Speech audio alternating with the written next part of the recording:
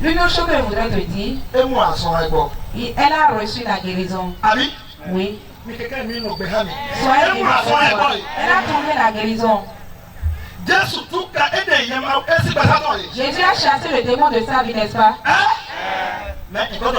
Mais son nom a-t-il changé? C'est pourquoi elle ne serait plus appelée chien. Elle est toujours chien. Beaucoup sont en train de manger des miettes. Ne vous fâchez pas, il y a même des serviteurs de Dieu qui sont sur des ministères miettes. Oui, c'est des ministères miettes. Leur prédication, leur prière, leur programme.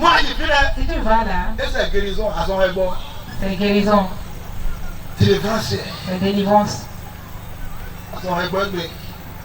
Les guérisons aujourd'hui, délivrance demain. Guérison 3e jour, délivrance 4e jour. Pour une seule personne. Mais pour la même personne.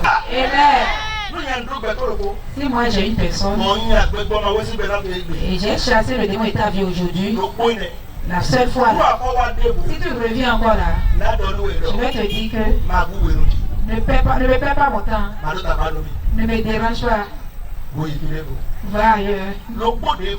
La seule fois que j'ai déjà fait ça, va t'asseoir, viens t'asseoir. Et reçois ce qui va faire que le démon ne va plus venir en toi. Il y a certains ministères, il y a certaines personnes qui sont à l'église, ils appellent Dieu, ils sont en train de jeûner, ils sont en train de courir à cause des miettes. Guérison. Jésus délivre-moi. Jésus guérit-moi. Jésus le fait. Mais ces choses que Jésus les a données n'a pas pu changer leur nom. Ils continuent d'être. Jésus m'a donné voiture. Il m'a donné femme. Il m'a guéri. Il a chassé le démon de ma vie. Il m'a donné carré. Il m'a donné ci. Il a fait ça. Et ici, Jésus est vivant. Jésus est bon. Jésus a dit c'est des miettes. Mais même avec tout ça là, ça ne va pas changer ton identité. Tu vas toujours demeurer chien. Ce que tu trouves sur les carrefours, tu vas voir quelqu'un est déjà venu faire de bien là. Il est déjà venu manger quelque chose là. Là, de faire ci à midi. Ça là à 0h. Ça là, il n'a qu'à creuser. Si tu lis Philippiens 3, verset 2, Dieu même a peur du chien.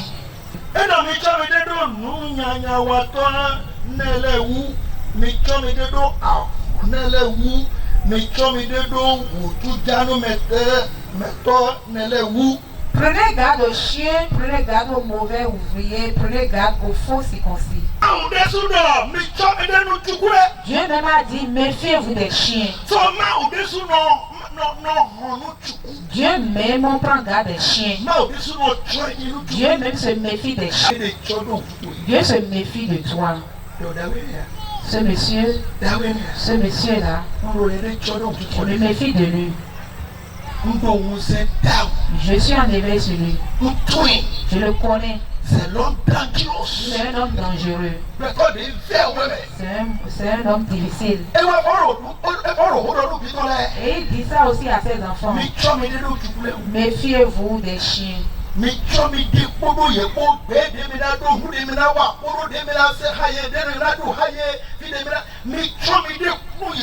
Méfiez-vous des amis que vous allez prendre, ce que vous avez fait avec eux, prenez garde de tout ça. C'est pourquoi dans les maisons, il y a là où le chien reste.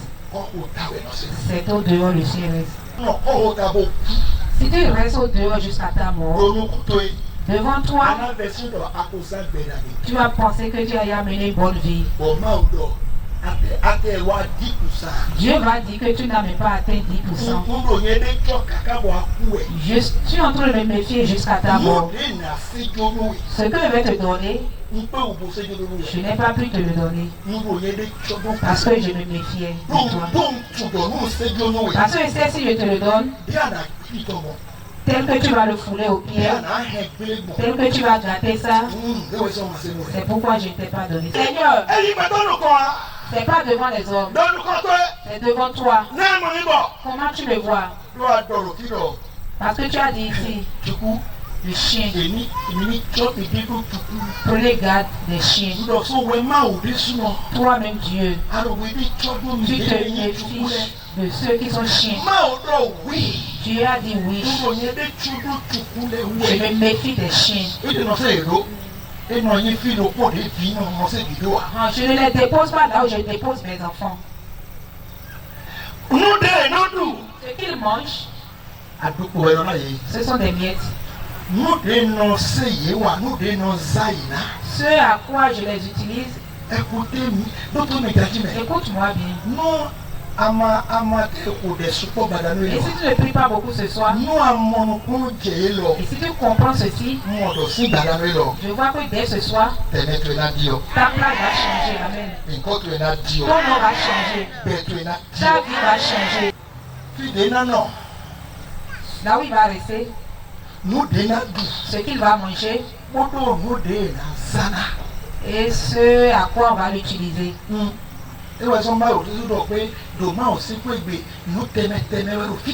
Dieu même a dit dans la maison de Dieu, il y a toutes sortes de choses. Il y a des gens qui sont là pour de villes choses. Ce sont des chiens. Vous avez vu ce chien? Quand il va manger, c'est sous la table il va manger. C'est les miens qui sont tombés sous la table qu'il a mangé. Mais les enfants, eux, ils mangent sur la table. Avec Dieu. Si ça te plaît, tu peux dire à Dieu, Seigneur, laisse-moi que je demeure chien et que je sois chien de Dieu jusqu'à ma mort. Si tu dis que ça te plaît comme ça, parce que cette femme a expliqué. Quand la femme a parlé, Jésus a dit, femme, qu'il te soit tel que tu veux.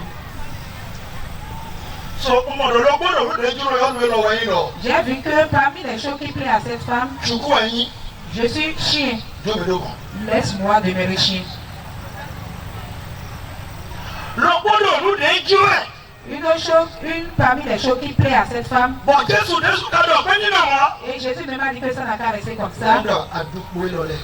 Ces miettes-là, les miettes, que ce que les enfants mangeaient, que je sois en train de ramasser ça. Jésus a dit, c'est comme ça te plaît, non? Je me suis arrêté là, j'ai tourné ma tête.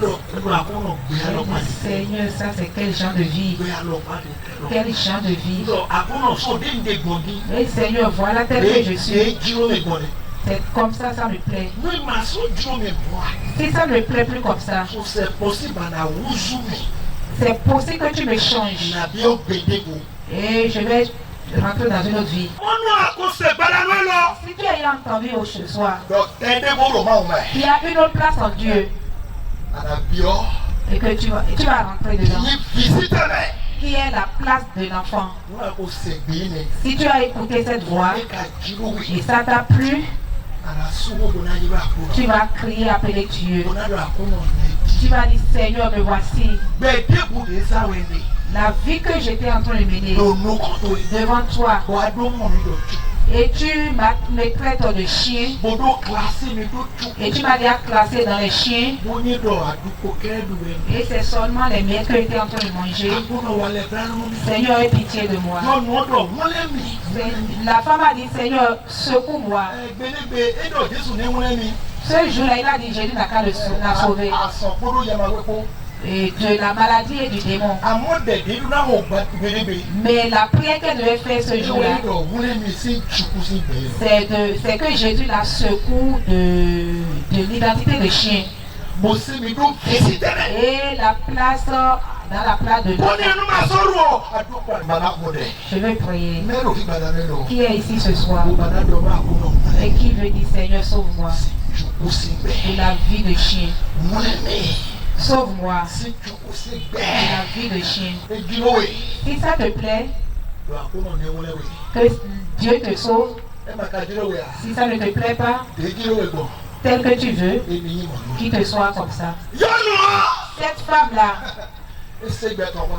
elle a caché sa vie. Et elle parle de maladie et de démons. Jésus l'a guéri. Il a enlevé l'esprit mauvais. Mais elle demeure chien. Elle est retournée à sa place de chien. Elle a continué de manger les mêmes choses. Alléluia. Amen. N'importe qui a dit Seigneur, sauve-moi. Je ne veux plus rester au dehors. Sauve-moi.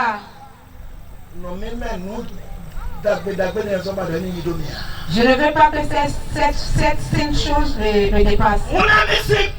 Sauve-moi de la vie de chien. Et lève ta main droite.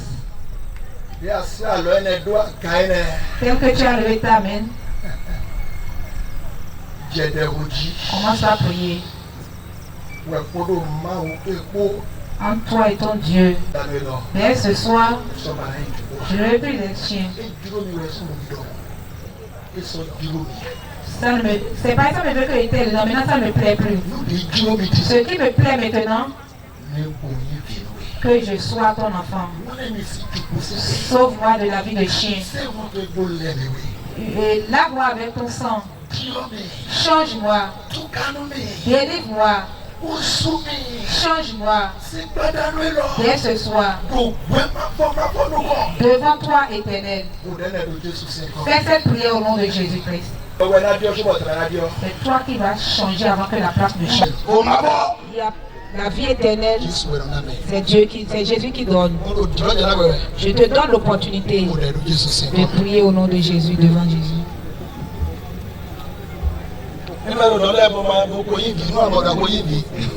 Vous qui êtes là-bas, si tu sais déjà que tu es enfant, prie pour ceux-là qui sont devant. Que Dieu les sauve. Qu'il leur révèle son salut. De la vie de chien. Dieu ne veut pas qu'une personne mène la vie de chien. Le chien est chien. Mais si l'homme devient chien devant Dieu, c'est une mauvaise chose. Oui, je te prie de prier. Cette vie ne me plaît plus, Seigneur. Non. La vie de chien ne me plaît plus.